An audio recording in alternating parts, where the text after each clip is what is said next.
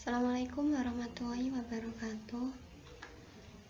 Alhamdulillah pada kesempatan hari ini kita diberi kesehatan dan melancarkan tugas UTS.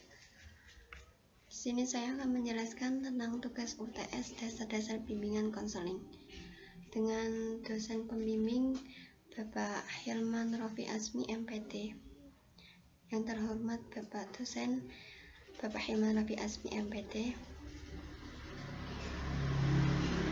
Perkenalkan, nama saya Azharul Fitri Miftahur Rahmah dengan NIM 20110100078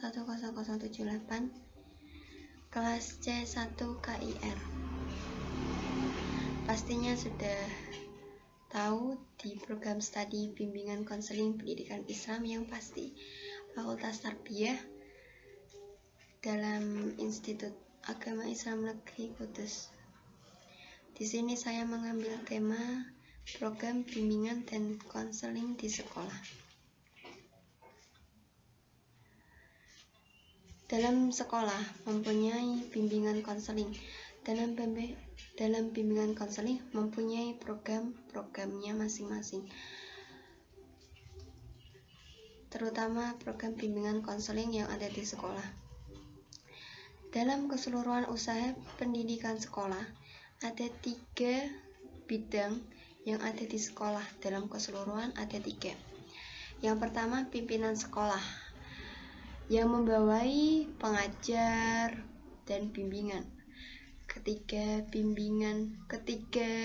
bidang tersebut harus bekerja sama dalam mencapai tujuan pendidikan sekolah itu. Dalam 3 bidang tersebut, yakni pimpinan sekolah, pengajar, dan bimbingan, mempunyai bidang-bidang masing-masing dan tugasnya masing-masing, tetapi harus bekerja sama dalam mencapai tujuan dan dalam pendidikan sekolah. Nah, di sini diagram hampir 35% sampai 40% di sekolah, kebanyakan dari para ahli bimbingan. Yang kedua dan ketiga itu hampir seri sama para guru dan kepala sekolah serta staf pimpinan. Nah, di sini para ahli bimbingan menjadikan suatu arahan yang harus diarahkan ke sekolah untuk mensejahterakan sekolah itu, untuk memperoleh tujuan apa yang dimaksud sekolah itu. Dan para guru adalah bidang utamanya adalah pengajar. Bidang utama dalam keseluruhan usaha pendidikan sekolah. Arena pendidikan di sekolah terutama terlaksana lewat pengajar, yaitu lewat guru mengajari muridnya. Dan para ahli bimbingan itu ibaratnya menjadi kaki guru, para guru menjadi badan, dan kepala sekolah dan staf pimpinan menjadi kepala. Dan seumpamanya para ahli bimbingan tidak ada atau tidak tercipta, maka di sekolah bisa berjalan tetapi kurang sempurna. Karena dalam untuk menyempurnakan sekolah itu harus mempunyai ahli bimbingan yang ada di sekolah. Ibaratnya berjalan tapi tanpa arah. Seperti halnya kayak berjalan tapi kurang sempurna, kayak pincang atau apa. Dan bimbingan ini, para ahli bimbingan di sekolah itu membantu pimpinan sekolah dan staf guru dalam menjamin kesejahteraan sosial. Dan dalam kesempatan atau kelonggaran untuk berkembang semakin menjadi manusia dewasa dalam segala aspek. Jadi para ahli bimbingan mempunyai usaha dan tugas yang amat besar. Para ahli bimbingan. Bimbingan ada 3 jenis bimbingan yang ada di sekolah. Yang pertama vocational guidance, yang ketiga educational guidance. Yang saya ulangi, jenis bimbingan yaitu ada 3. Yang pertama vocational guidance, yang kedua educational guidance, yang ketiga personal social guidance. Sini saya akan menjelaskan satu persatu apa sih itu vocational guidance, apa sih itu educational guidance, dan apa sih personal social guidance.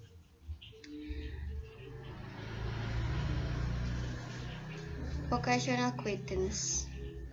Vocational guidance ini artinya bimbingan dalam memilih bidang pekerjaan atau profesi. Dalam bahasa Indonesia biasanya bimbingan jabatan atau bimbingan karir.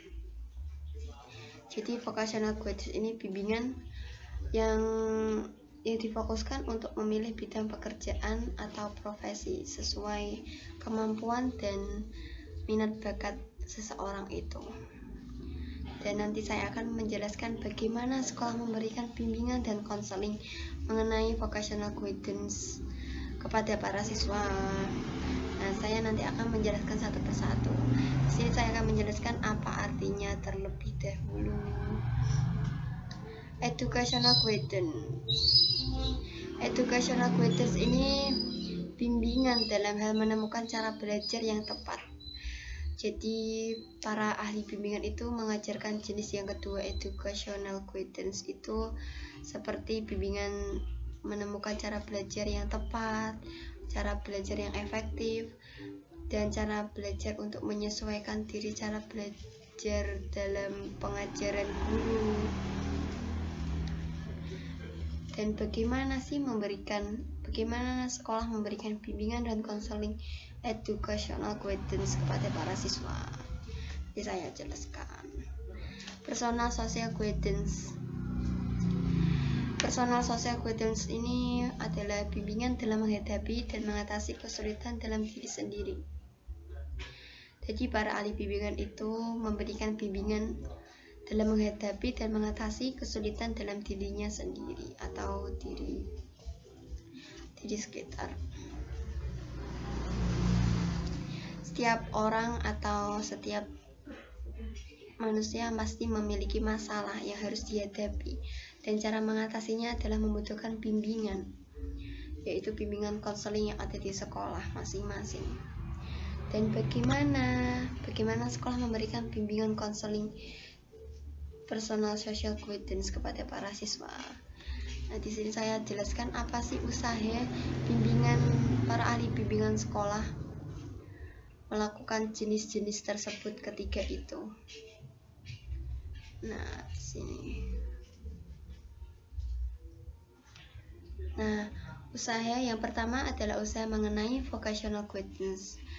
Yang pertama adalah memberikan penjelasan tentang arti pekerjaan dalam hidup seseorang.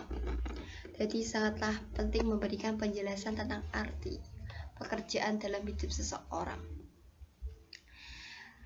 Dan diberi tuntunan dan kebutuhan yang paling, dan memberikan bimbingan atas kebutuhan yang paling mendesak, seperti hanya diberikan oleh para ahli bimbingan dalam rangka pelajaran bimbingan, tetapi dapat pula diberikan oleh guru pada bidang-bidang studi tertentu, misalnya guru ekonomi dan guru di bidang studi sains dan lain-lain yang ada di sekolah tersebut. Yang kedua adalah menyediakan brosur dan menjelaskan tentang jenis pekerjaan. Jadi sangatlah penting untuk menyediakan brosur atas pekerjaan. Jika sudah tersedia brosur, maka yang menjelaskan adalah bimbingan konseling itu, para ahli bimbingan. Dan dapat pula dipilih bahan bacaan dalam rangka pelajaran bahasa, yang berarti pembahasan tentang dunia pekerjaan. Yang ketiga adalah wawancara konseling tentang dunia pekerjaan. Di sini wawancara konseling sangatlah penting dalam usaha mengenai vocational guidance. Wawancara konseling itu tentunya dengan siswa yang sudah akan terjun ke dunia pekerjaan. Sangat penting bagi konselor membantu siswanya menyadari situasi konkret dewasa ini. Tidak semua keinginan akan dapat terpenuhi. Konselor harus membantu siswa untuk mempertimbangkan beberapa kemungkinan atau alternatif pekerjaan baginya diri dan penyesuaian diri terhadap perubahan-perubahan yang mungkin akan menyebabkan frustasi. Dengan cara wawancara konseling inilah akan terarah dan sesuai bidang dan kemampuan oleh para siswa atas pekerjaannya itu. Yang kedua adalah usaha mengenai educational guidance. Yang pertama adalah menginformasikan ke siswa mengenai tujuan sekolah, isi kurikulum, dan penyesuaian diri. Jadi jika peserta didik baru harus tahu, tidak harus peserta didik baru, tetapi semua yang ada di sekolah siswa harus mengetahui mengenai tujuan sekolah, isi kurikulum, penyesuaian diri, agar penyesuaian diri untuk beradaptasi yang ada di sekolah itu bisa menyesuaikan beradaptasi kepada temannya yang berbeda-beda sikapnya. Yang kedua adalah memberikan informasi dan kesempatan untuk melanjutkan ke jenjang perguruan tinggi. Jadi akan diberikan kesempatan melalui informasi yang akan diberikan untuk melanjutkan ke jenjang perguruan tinggi itu sesuai passion si siswa itu dan jurusan yang diminat bakati seorang siswa itu bagaimana. Nah, di sini akan diarahkan oleh para ahli bimbingan yang ada di sekolah dengan jenis bimbingan educational guidance ini. Yang cocok jurusan itu yang mana, ke jenjang perguruan tinggi yang mana yang cocok, dan sesuai kemampuan, passionnya bagaimana. Dan yang ketiga adalah wawancara konseling tentang kesukaran dalam belajar. Jadi wawancara konseling ini sangatlah penting untuk siswa mengenai kesukaran dalam belajar. Apa masalahnya dalam belajar? Kenapa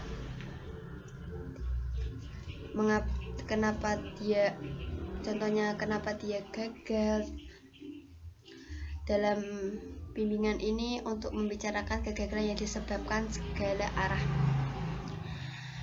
misalnya di jurusan tertentu atau kesulitan dalam mata pelajaran. Nah, di sini akan diberikan suatu arahan kepada para bimbingan konseling yang ada di sekolah.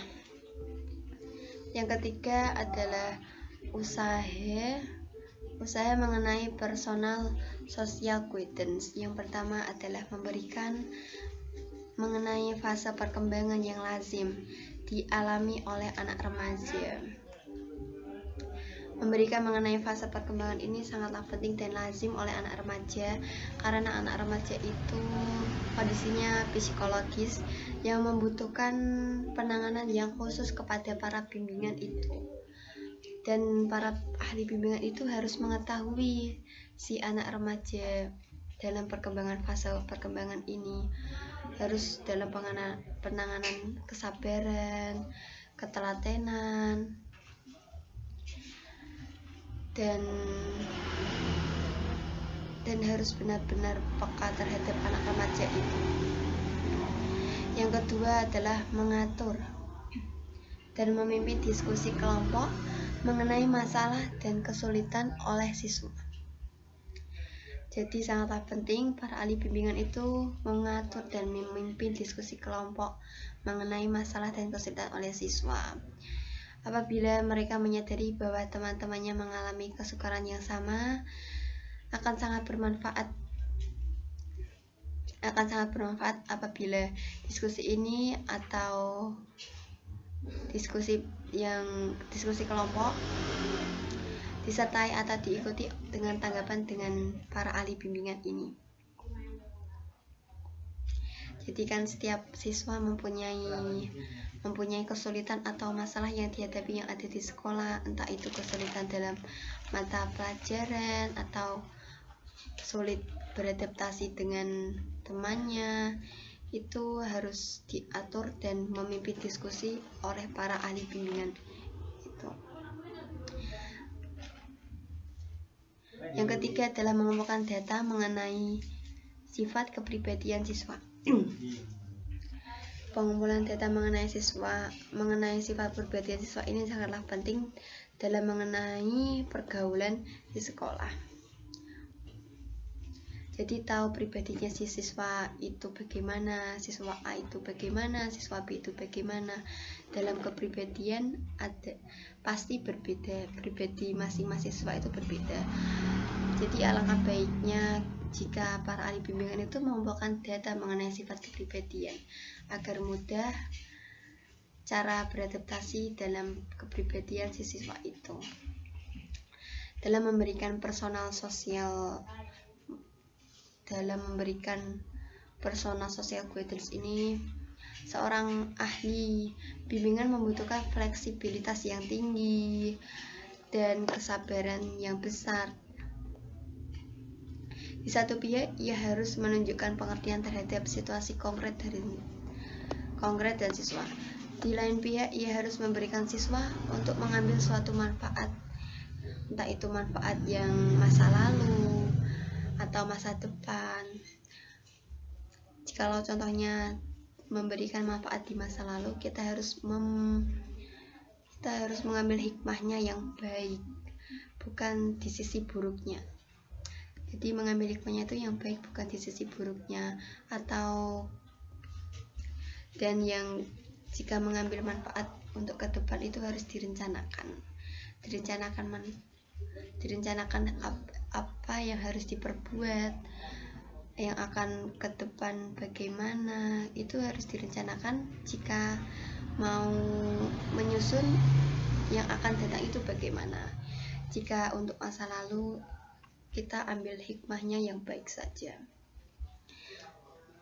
Membimbing seorang anak di masa remaja, terutama mengenai personal social guidance ini, mengenai fase perkembangan anak remaja, menuntut kepekaan terhadap apa yang menggerakkan hati anak itu.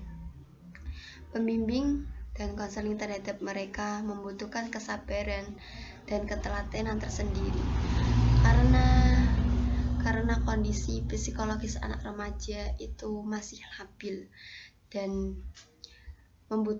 sangat membutuhkan penanganan secara khusus. Jadi usaha para ahli bimbingan itu sangatlah penting dan harus dijalani seorang para ahli bimbingan yang ada di sekolah, di program bimbingan konseling yang ada di sekolah.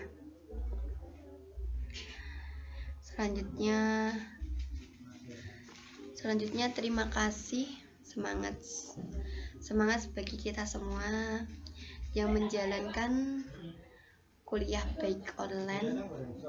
Semoga lancar tugasnya, mendapat nilai yang memuaskan, apa yang diharapkan semoga tercapai. Saran dan kritik saya tunggu, dan saya masih belajar. Saya membutuhkan saran dan kritik.